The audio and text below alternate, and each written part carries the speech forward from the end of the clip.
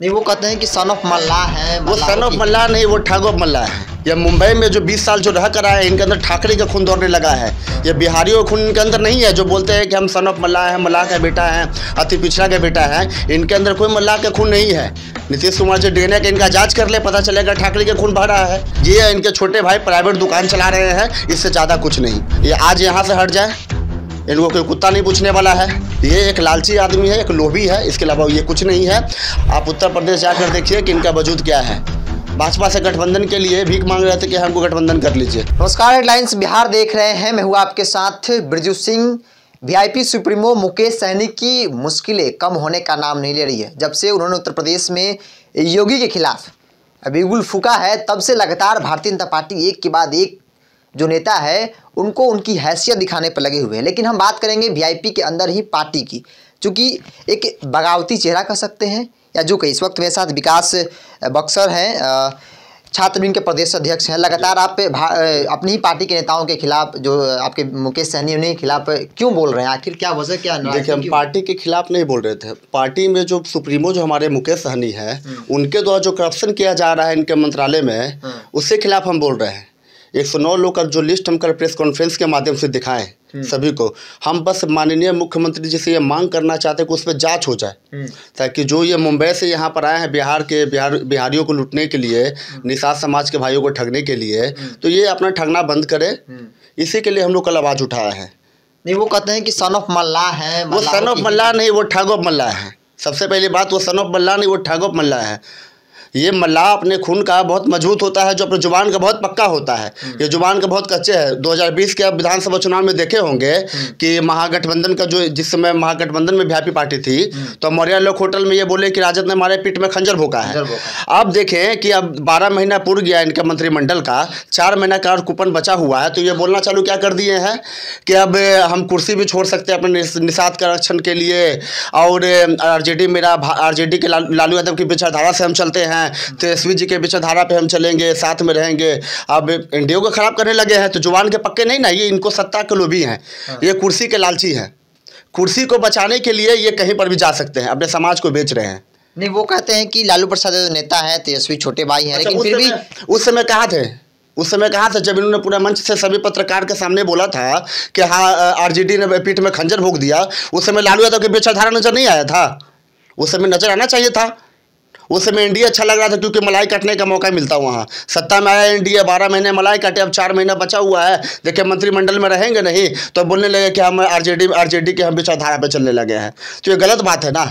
अब निषाद समाज के भाइयों को ठग रहे हैं। ये मुंबई में जो 20 साल जो रह कर आए, इनके अंदर ठाकरे का खून दौड़ने लगा है।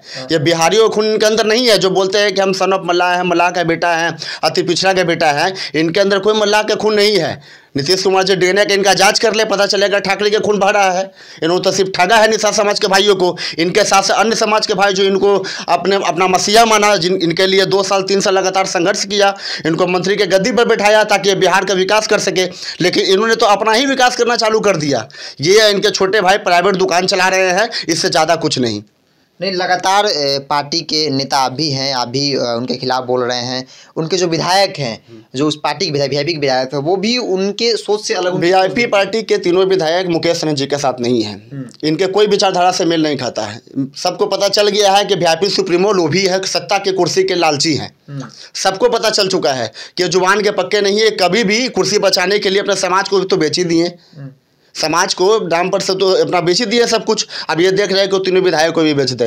तीनों विधायक मिलके इनको सही जवाब देंगे, सही आने पे, समय आने पे इस्तीफा भी दे। कुछ वो कहते हैं कि हम हैं तो सरकार है, हम हटे सरकार गिर जाएगी। अरे कुछ नहीं होगा। ये आज यहाँ से हट जाए, इनको कोई कुत्ता नहीं पूछने वाला है। वापस इनको मुंबई जाना पड़ जाएगा। कोई जनाधार नहीं, बिहार कोई जनाधार नहीं है। ये चले गए उत्तर बिहार में जब जनाधार नहीं है, यहाँ पर 1 साल सत्ता में रहने के बाद ये कहते हैं कि आरक्षण की लड़ाई हम लड़ेंगे। जैसे ही सत्ता में पहुंचेंगे, निषाद भाइयों को आरक्षण दिलवाएंगे। 12 महीने तक आपको याद नहीं आया था? केंद्र में आपका सरकार है, बिहार में आपका सरकार था, 1 साल से आप मंत्री हैं। उस समय आप कहाँ थे? AC कमरे में बैठकर हेलीकॉप्टर से उड़कर आप निषाद समाज का आरक्षण नहीं दिलवा सकते हैं। ये एक लालची आदमी है, एक लोभी है, इसके अलावा ये कुछ नहीं है। और इनकी असलियत को निषाद भाइयों ने उत्तर प्रदेश में समझ लिया है, इसलिए इनको भगा दिया है वापस बिहार। अब देख रहे हैं जहाँ तहाँ टिकट बांटते चल रहे हैं, कोई पूछने वाला इनको थोड़ी, इनका कोई वजूद नहीं है, कोई औकात नहीं है। वो तो कहते हैं उत्तर प्रदेश का कुछ नहीं है, कुछ नहीं है, कुछ नहीं है। आप उत्तर प्रदेश जाकर देखिए कि इनका वजूद क्या है। भाजपा से गठबंधन के लिए भीख मांग रहे थे कि हमको गठबंधन कर लीजिए, आज बोल रहे हैं कि क्या भीख मांग रहे थे, ये बात सच है, आप पार्टी के नेता हैं। एकदम सच्चाई बात है, इनको कोई पूछने वाला है। अच्छा, बिहार में जो बीजेपी और वीआईपी में ठनी है लगातार, जो बीजेपी का बात हम नहीं करने के लिए आए हैं, बीजेपी से मुझे कोई मतलब नहीं है, लेकिन हाँ, लेकिन जुबान के ये पक्के नहीं है। हम इनके पार्टी के, हम लोग चाहते थे कि सही समय पे, मतलब अच्छा जो डिसीजन लिए थे एक समय कि हम एनडीए में रहेंगे तो अपने समाज के लिए लड़ेंगे, ये समाज के हितैषी नहीं बने, इसलिए हम लोग गुस्सा में हैं कि जो निषाद समाज के भाइयों को ठगने का जो ये काम किए हैं, इस वजह से हम लोग के अंदर गुस्सा है। उसके बाद मंत्रिमंडल मान को जो लुटेरा बन गई है, ये इनके भाई प्राइवेट दुकान चालू कर दिए। आइए 2 करोड़ दीजिए, टिकट लेके जाइए। आज उनके मंत्री के आवास पे जाइएगा ना उनके, तो वहाँ पर पहले कूपन आपका कटेगा।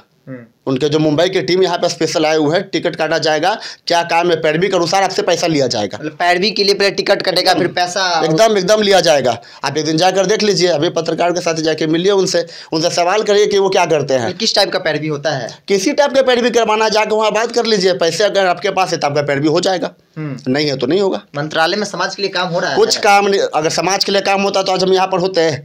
समाज के लिए कुछ काम नहीं किए, सिर्फ अपने लिए काम किए हैं, अपने लिए, अपने छोटे भाई के लिए। ये प्राइवेट दुकान था, अब पूरे बिहार को पता चल चुका है। निषाद समाज के सभी साथी इनका साथ छोड़ चुके हैं। ये करते क्या है कि फेक आईडी बनवा कर जो उनके खिलाफ बात करते हैं। निषाद समाज के जो नेता थे, जो वरिष्ठ, जो लड़ते थे, सड़कों पर संघर्ष करते थे, अशोक चौहान जैसे नेता, वो लोग संघर्ष करके निषाद समाज के भाई को लड़े हैं। इनका क्या औकात है? ये तो मुंबई से हेलीकॉप्टर से आया है, फॉर्च्यूनर पे घूम के सोचते हैं कि हम तो है, हम तो पूरे मल्लाह का नेता। एक अंतिम सवाल है आपसे, आपका कई इंटरव्यू हमने देखा, आपने कहा कि ट्रांसफर पोस्टिंग के लिए पैसे लेते हैं। देखिए, हम माननीय नीतीश कुमार जी से मांग करना चाहते हैं, मुख्यमंत्री जी से, कि बस इनके 1 साल के कार्यकाल का जब जांच कर लिया जाए, पता चल जाएगा कि चारा घोटाला से बड़ा घोटाला था।